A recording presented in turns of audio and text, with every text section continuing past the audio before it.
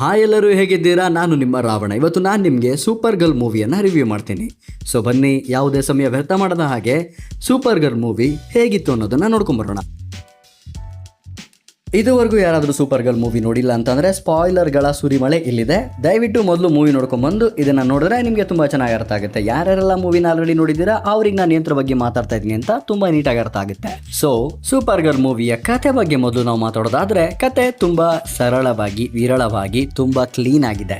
ಎಷ್ಟು ಕ್ಲೀನ್ ಆಗಿದೆ ಅಂದ್ರೆ 2 ಲೈನಲ್ಲಿ ಸಿನಿಮಾದ ಕಥೆಯನ್ನ ಮುಗಿಸ್ಬೋದು. ಆದ್ರೂ ನಾನು ನಿಮ್ಗೆ ಸ್ವಲ್ಪ ಕ್ಯಾರೆಕ್ಟರ್ ಇಂಟ್ರೊಡಕ್ಷನ್ ಮತ್ತೆ ಕ್ಯಾರೆಕ್ಟರ್ ಬಗ್ಗೆ ಎಲ್ಲ ಹೇಳ್ಬೇಕಲ್ವಾ, ಅದರಿಂದ ಸ್ವಲ್ಪ ಇದನ್ನ ಎಲಾಬ್ರೇಟ್ ಮಾಡ್ತೀನಿ. ಮೊದಲನೇದಾಗಿ ನಮ್ಮ ಕಾರ ಅಂದ್ರೆ ಸೂಪರ್ ಗರ್ಲ್, ಅವಳು ಕೂಡ ಕ್ರಿಪ್ಟೋನ್ ಇಂದಾನೆ ಬಂದಿರುವಂತಹ ಒಬ್ಳು ಏಲಿಯನ್.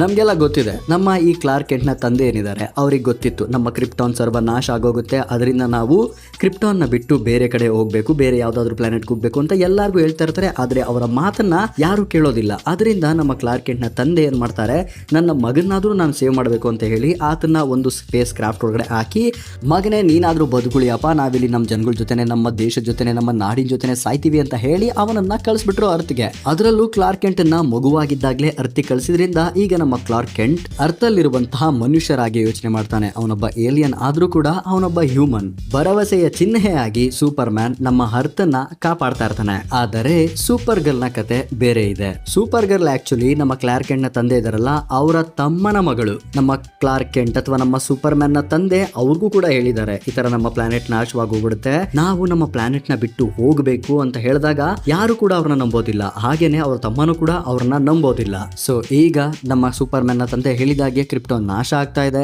ಆ ಕ್ರಿಪ್ಟೋನ್ ನ ವಿನಾಶದಿಂದ ತಮ್ಮ ಜಾಗವನ್ನ ತಮ್ಮನ್ನ ತಾವು ಉಳಿಸ್ಕೊಳ್ಳೋದಕ್ಕೋಸ್ಕರ ಅವರಿರುವಂತಹ ಪರ್ಟಿಕ್ಯುಲರ್ ಜಾಗನ ಮಾತ್ರ ಒಂದು ಫೋರ್ಸ್ ಶೀಲ್ಡ್ ಇಂದ ಪ್ರೊಟೆಕ್ಟ್ ಮಾಡ್ಕೊಂಡು ಸ್ಪೇಸ್ಗೆ ಓಡ್ತಾರೆ. ಆದ್ರೆ ಆ ಸ್ಪೇಸ್ ಅಲ್ಲೂ ಕೂಡ ಅವರು ತುಂಬಾ ದಿನ ಉಳ್ಕೊಳ್ಳೋದಿಕ್ಕಾಗೋದಿಲ್ಲ. ಅದಕ್ಕೆ ನಮ್ಮ ಕಾರನ ತಂದೆ ಅಂದ್ರೆ ನಮ್ಮ ಸೂಪರ್ ಗರ್ಲ್ ನ ತಂದೆ ತನ್ನ ಅಣ್ಣನ ಆ ಆವಿಷ್ಕಾರವನ್ನ ಅಡಾಪ್ಟ್ ಮಾಡ್ಕೊಂಡು ಅದರಲ್ಲಿ ತನ್ನ ಮಗಳನ್ನ ಹಾಕಿ, ಆ ಮಗಳ ಜೊತೆ ಒಂದು ಕ್ರಿಪ್ಟೋ ಅನ್ನುವಂತ ನಾಯಿನ್ನು ಹಾಕಿ ಹೋಗ್ತಾಯಿ, ನಿನ್ ಕಸಿನ್ ನ ಮೀಟ್ ಮಾಡು, ಅವನು ನಿನ್ಗೆ ಅರ್ಥಲ್ಲಿ ಹೆಂಗ್ ಬಾಳೋದು ಹೆಂಗಿರೋದು ಅಂತ ಎಲ್ಲ ಹೇಳ್ಕೊಡ್ತಾನೆ, ಮೊದಲು ಇಲ್ಲಿಂದ ಹೋಗು, ನಾವಿಲ್ಲೇ ಸಾಯ್ತೀವಿ ಅಂತ ಹೇಳಿ ಸೂಪರ್ ಗರ್ಲ್ ನ ತಂದೆ ತನ್ನ ಮಗಳನ್ನ ಅರ್ಥಿಗೆ ಕಳಿಸ್ತಾನೆ. ಅಕ್ಕಂಗೆ ಇಂಗ್ಲಿಷ್ ಬರಲ್ಲ, ಅಣ್ಣಂಗೆ ಕ್ರಿಪ್ಟಾನ್ ಬರಲ್ಲ, ಆದ್ರೂ ಕಸಿನ್ ಆಗಿರೋದ್ರಿಂದ ನಮ್ಮ ಸೂಪರ್ ಮ್ಯಾನ್ ಆಕೆಗೆ ಸಪೋರ್ಟ್ ಮಾಡ್ತಾನೆ. ಆದ್ರೆ ಈಗ ಅಕ್ಕನ್ ಬರ್ತಡೆ, ಅದಕ್ಕೋಸ್ಕರ ಅಕ್ಕ ಸ್ಪೇಸ್ ಟ್ರಾವೆಲ್ಗೆ ಹೊರಟಿದ್ದಾರೆ. ಯಾವ ಪ್ಲಾನೆಟ್ ಅಲ್ಲಿ ಬೇಕೋ ಆ ಪ್ಲಾನೆಟ್ ಅಲ್ಲಿ ತಮ್ಮ ಸ್ಪೇಸ್ ಶಿಪ್ ಅನ್ನ ಲ್ಯಾಂಡ್ ಮಾಡ್ಕೋತಾರೆ, ಏನ್ ಬೇಕೋ ಅದನ್ನ ತಿಂತಾರೆ, ಏನ್ ಬೇಕೋ ಅದನ್ನ ಕುಡಿತಾರೆ, ಏನ್ ಬೇಕೋ ಅದನ್ನ ಮಾಡ್ಕೊಂಡು ತಮ್ಮ ಬರ್ತಡೆಯನ್ನ ತುಂಬಾ ಚೆನ್ನಾಗಿ ಸೆಲೆಬ್ರೇಟ್ ಮಾಡ್ಕೋತಾ ಇರ್ತಾರೆ. ಅದೇ ಗ್ಯಾಪ್ ಅಲ್ಲಿ ಕತೆಗೆ ಒಂದು ಹೊಸ ಕ್ಯಾರೆಕ್ಟರ್ ಎಂಟ್ರಿ ಆಗುತ್ತೆ, ಅದೇ ಕ್ರೆಮ್. ಮಕ್ಕಳು ತುಂಬ ಗುಂಡ್ಪೆಂಟ್ ಚುಚ್ಕೊಂಡು ಮೀಶೋಲ್ ತಗೊಂಡಿದ್ದು ಸ್ಟಾಮ್ ಬ್ರೇಕರ್ ಹಿಡ್ಕೊಂಡು ಅಣ್ಣ ಒಂದು ಮನೆಯಲ್ಲಿರೋ ವೆಪನ್ಗಳನ್ನ ಕದಿಯೋದಕ್ಕೆ ಬರ್ತಾನೆ.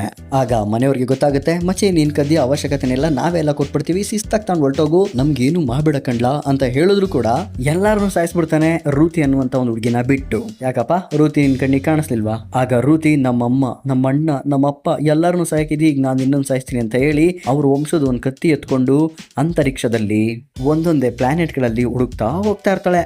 ಆಗ ಆಕೆಗೆ ನಮ್ಮ ಸೂಪರ್ ಗರ್ಲ್ ಕೂಡ ಸಿಗ್ತಾಳೆ. ನಮ್ಮ ಸೂಪರ್ ಗರ್ಲ್ ನ ಆ ಒಂದು ತಾಕತ್ ನೋಡಿ ಈ ಒಬ್ಳು ಬಾಲಕಿ ನಮ್ಮ ಸೂಪರ್ ಗರ್ಲ್ ನೇ ಫಾಲೋ ಮಾಡ್ಕೊಂಡ್ ಬರ್ತಾ ಇರ್ತಾಳೆ. ಒಂದಿನ ಕ್ರೆಮ್ ಇದ್ದಕ್ಕಿದ್ದ ಹಾಗೆ ನಮ್ಮ ಸೂಪರ್ ಗರ್ಲ್ ನ ಸ್ಪೇಸ್ ಶಿಪ್ ಇದ್ದಲ್ಲ ಅದನ್ನ ಐಜಾಕ್ ಮಾಡೋದಿಕ್ ಬರ್ತಾನೆ. ಅದನ್ನ ನೋಡಿದಂತ ಕ್ರಿಪ್ಟೋ ಕ್ರೆಮ್ ನ ಬಡ್ದು ಬಾಯಿಗೆ ಹಾಕೊಳ್ಳೋಕೆ ಬರುತ್ತೆ. ಅದೇ ಗ್ಯಾಪ್ ಅಲ್ಲಿ ಕ್ರೆಮ್ ಅದಕ್ಕೊಂದು ಇಂಜೆಕ್ಷನ್ ಹೊಡೆದು ಬಿಡ್ತಾನೆ. ಆ ಇಂಜೆಕ್ಷನ್ ಪಾಯ್ಸನಸ್ ಆಗಿರುತ್ತೆ. ಆ ಪಾಯ್ಸನ್ಗೆ ಆಂಟಿಡೋಟ್ ಕ್ರೆಮ್ ಹತ್ರನೇ ಇರುತ್ತೆ. ಆ ಆಂಟಿಡೋಟ್ ನ 3 ದಿನದೊಳಗಡೆ ತರಬೇಕು, ಇಲ್ಲ ಅಂದ್ರೆ ಕ್ರಿಪ್ಟೋ ಔಟು. ಸೊ ಅಕ್ಕ 3 ದಿನದೊಳಗಡೆ ಕ್ರೆಮ್ ನ ಹುಡಿಕೊಂಡು ಒಡೆದು ಬಡ್ದು ಅವನ್ನ ಕೊಂದು ಆಂಟಿಡೋಟ್ ನ ತಂದು ಕ್ರಿಪ್ಟೋನ್ ನ ಉಳಿಸ್ತಾಳೆ. ಸೊ ಇದಾಗಿತ್ತು ನಮ್ಮ ಸೂಪರ್ ಗರ್ಲ್ ನ ಸ್ಟೋರಿ. ಈಗ ನಿಮ್ಗೆ ಅರ್ಥ ಆಯ್ತು ಅನ್ಸುತ್ತೆ ನಾನು ಯಾಕೆ ಈ ಸ್ಟೋರಿ ಇಷ್ಟೊಂದು ನಿಖರವಾಗಿದೆ, ಸರಳವಾಗಿದೆ, ಸುಲಲಿತವಾಗಿದೆ ಅಂತ ಹೇಳಿದೆ ಅಂದ್ರೆ ಇದಕ್ಕೋಸ್ಕರನೇ. ಸ್ಟೋರಿ ಅಷ್ಟೊಂದು ಗೋರ್ ಕಾನ್ಸೆಪ್ಟ್ ಇಟ್ಕೊಂಡು ಅಥವಾ ಮೋರ್ ಇನ್ಫಾರ್ಮೇಟಿವ್ ಆಗಿ ಅಥವಾ ಒಂದು ಒಳ್ಳೆ ನೇಚರ್ ಆಗಿ ಇರಲಿಲ್ಲ. ಯಾಕಂದ್ರೆ ಇದೊಂದು ಫ್ಲೋ ಆಫ್ ಸ್ಟೋರಿ ಅಷ್ಟೇ, ಬೇರೆ ಇನ್ನೇನು ಇಲ್ಲಿ ಇರಲಿಲ್ಲ. ಇಲ್ಲಿ ಸೂಪರ್ ಗರ್ಲ್ ನ ಆರಿಜಿನ್ ಸ್ಟೋರಿ ಗೊತ್ತಾಯ್ತು, ಪವರ್ ಅಂಡ್ ಎಬಿಲಿಟೀಸ್ ಗೊತ್ತಾಯ್ತು, ಹಾಗೆ ಕೆಲವು ಪ್ಲಾನೆಟ್ ಗಳ ಪಕ್ಷಿ ನೋಟ ಮತ್ತೆ ಕೆಲವು ಮಾಹಿತಿಗಳು ನಮ್ಗೆ ಗೊತ್ತಾಯ್ತು. ಅದು ಬಿಟ್ರೆ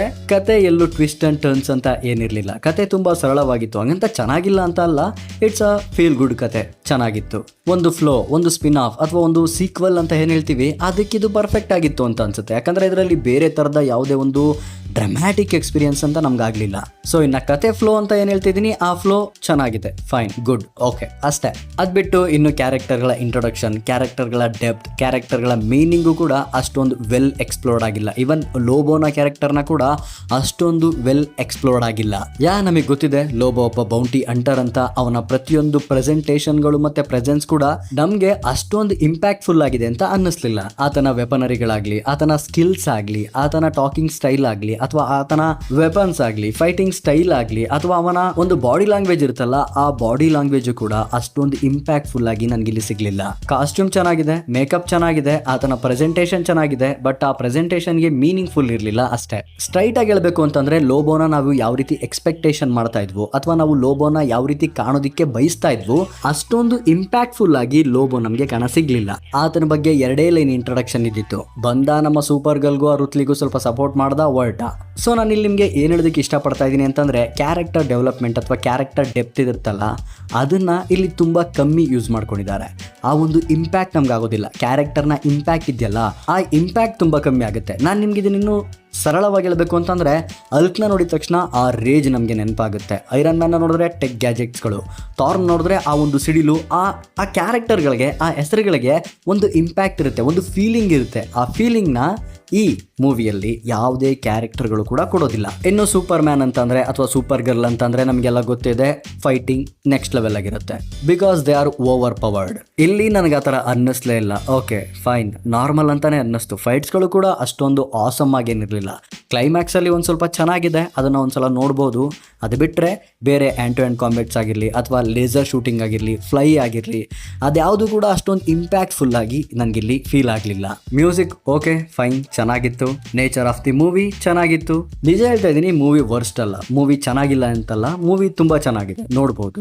ಫೀಲ್ ಗುಡ್ ಮೂವಿ. ಈ ಸಿನಿಮಾ ನೋಡ್ಬೇಕಾದ್ರೆ ನನಗೆ ಗಾರ್ಡಿಯನ್ಸ್ ಆಫ್ ದಿ ಗ್ಯಾಲಕ್ಸಿನೇ ತುಂಬಾ ಅಂದ್ರೆ ತುಂಬಾ ನೆನಪಾಗ್ತಾ ಇತ್ತು. ಅದು ಯಾಕೆ ಅಂತ ಗೊತ್ತಿಲ್ಲ. So over all movie good, ಚೆನ್ನಾಗಿದೆ, ಫೈನ್, ನೋಡಬಹುದು. ಈ ಸಿನಿಮಾ ನೋಡಿದ್ರೆ ರಿವ್ಯೂ ಹೇಳೋದಕ್ಕಿಂತ ಮುಂಚೆ ನಾನು ನಿಮಗೆ ಟ್ರೈಲರ್ ಬ್ರೇಕ್ ಡೌನ್ ಆಗಲಿ, ಅಥವಾ ಈ ಸಿನಿಮಾ ನೋಡೋದಕ್ಕಿಂತ ಮುಂಚೆ ಇಂಥ ವಿಷಯಗಳನ್ನ ನೀವು ತಿಳ್ಕೊಂಡಿರ್ಬೇಕು ಅಂತ ಯಾವುದೇ ವಿಡಿಯೋಗಳನ್ನ ಮಾಡಿರಲಿಲ್ಲ. ಬಿಕಾಸ್ ನಾನು ಆ ಮೂವಿಯನ್ನ ಕಂಪ್ಲೀಟ್ ಆಗಿ ಎಕ್ಸ್ಪೀರಿಯನ್ಸ್ ಮಾಡಬೇಕಿತ್ತು. ಬಟ್ ನನ್ನ ಎಕ್ಸ್ಪೀರಿಯನ್ಸ್ ಅಷ್ಟೊಂದು ಚೆನ್ನಾಗಿರಲಿಲ್ಲ. Okay, fine. ಬಟ್ ಇದು ಕಂಪ್ಲೀಟ್ ಆಗಿ super girl women of tomorrow ಅನ್ನುವಂತಹ ಒಂದು ಕಾಮಿಕ್ ಬುಕ್ ಮೇಲೆ ಆಧಾರವಾಗಿದೆ, ಅದರ ಮೇಲೆ ಬೇಸ್ ಆಗಿದೆ ಅನ್ನೋದನ್ನ ಕೇಳ್ಪಟ್ಟೆ. ಆ ಕಾಮಿಕ್ ಬುಕ್ ನ ಓದಬೇಕು ಅಂತ ಅನ್ಕೊಂಡೆ, ಬಟ್ ಓದಕ್ಕಾಗ್ಲಿಲ್ಲ. ಸೊ ಗೊತ್ತಿಲ್ಲದೆ ಇರೋ ವಿಷಯದ ಬಗ್ಗೆ ನಾನು ನಿಮ್ಗೆ ಏನ್ ಹೇಳಿ, ಅದರಿಂದ ಈ ಟ್ರೈಲರ್ ಬ್ರೇಕ್ ಡೌನ್ ಆಗ್ಲಿ ಅಥವಾ ಸೂಪರ್ ಗರ್ಲ್ಗೆ ಸಂಬಂಧಪಟ್ಟಂತ ಬೇರೆ ವಿಷಯಗಳನ್ನ ನಾನು ನಿಮ್ಮ ಹತ್ರ ಹಂಚ್ಕೊಳ್ಳಿಲ್ಲ.